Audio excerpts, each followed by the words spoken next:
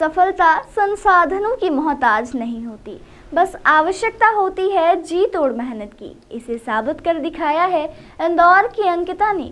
उनके माता पिता सब्जी बेचते हैं और भाई मजदूरी करता है। कई बार तो अंकिता ने खुद ठेले पर सब्जी बेची है।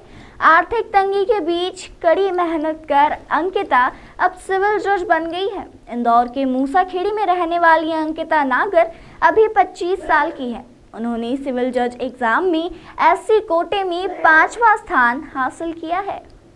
इंदौर की एक बेटी ने अपने माता पिता का सर गर्व से ऊंचा कर दिया। मूसाखेड़ी में रहने वाली अंकिता नागर ने अपनी कड़ी मेहनत और परिश्रम के बाद सिविल जज की परीक्षा में पास हुई। वो अब मध्य प्रदेश में जुडिशरी सिस्टम में अपनी सेवाएं देंगी।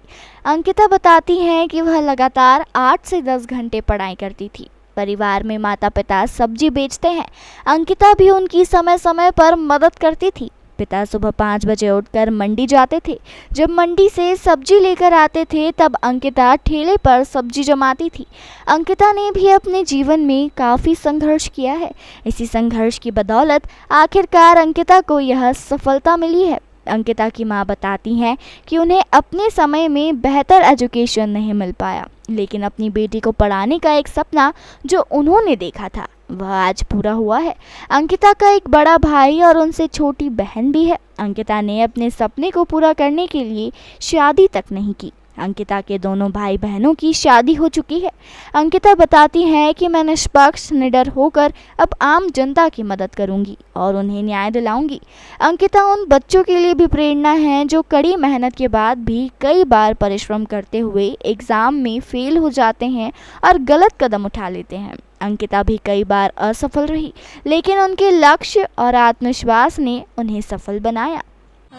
एग्जाम क्लियर करके तो बहुत खुशी हो रही है। ऐसा लग रहा है कि मेरा एक सपना सच होकर मेरे सामने आ गया है। इसके लिए पढ़ाई तो मैंने कंटिन्यू करी है, 4 साल से लगी हुई थी मैं। एक दिन भी मतलब मैंने मिस नहीं करा पढ़ाई को लेकर।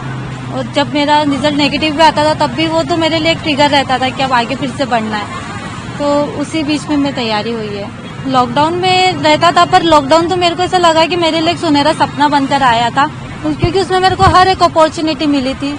उसी में मेरे को भरपूर टाइम भी मिला। तो मैंने अपनी जितनी भी कमियां थी उनको लॉकडाउन में ही दूर करा। इसके लिए मैंने ऑनलाइन क्लासेस भी ली थी और यूट्यूब से भी पढ़ाई करी है। तो उस टाइम पे तो बहुत अच्छा समय था कि पढ़ने के लिए मैंने अपनी सारी कमी को दूर कर फिर एग्जाम आ गई तो मतलब अच्छा अटेम्प्ट मिला था मुझे इसमें करने। सर वो एग्जाम फॉर्म भरने के टाइम पे लॉकडाउन था तो इतना हो नहीं पा रहा था मैनेज। तो मम्मा ने 500 रुपये दिए थे तो उसमें फॉर्म नहीं भर पा रहा था। तो मैं कह रही थी इतने में हो जाएगा क्या, तो मैंने बोला नहीं हो पाएगा, फॉर्म नहीं भर पाएगा। तो फिर मैंने सुबह पैसे मांगे थे तो मम्मी ने बोला कि काम करते अपन शाम तक दुकान लगाते तो पैसे आएंगे तो तुम ले लेना।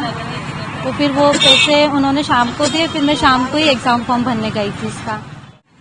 बहुत समय तक किया हमने, मतलब क्या है, हम वैसे मेरा हस्बैंड 5 बजे उठ के मंडी चले जाते हैं और इसके बाद लोग करीबन 8 बजे आते हैं। उसके पहले हम लोग मतलब 7 बजे यहाँ दुकान पर आ जाते हैं कि भाई पैसा तो चाहिए ही ना, फिर अपन पैसा नहीं देगा तो पढ़ किसे पाएगी बच्ची।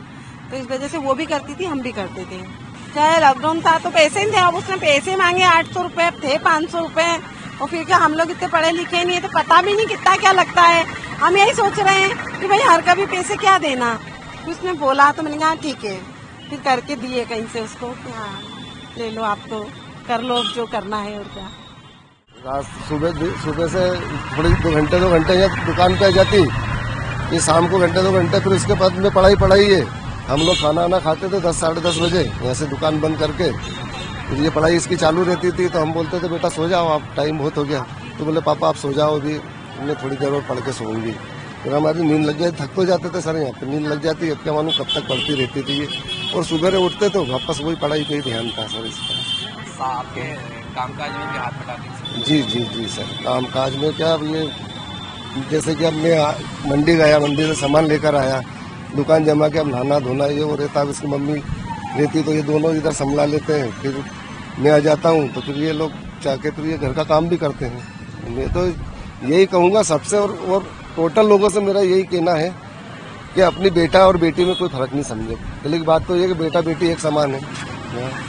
जैसे मेरी बेटी ने संघर्ष करके यहाँ तक पहुँची है, आपकी बेटी भी संघर्ष करेगी, आप कभी उसका सपोर्ट करोगे तो अब आप तो सोचोगे यार नहीं हम तो हमारे बेटे को पढ़ाएंगे, बेटी को क्या पढ़ाना, पराया धन है।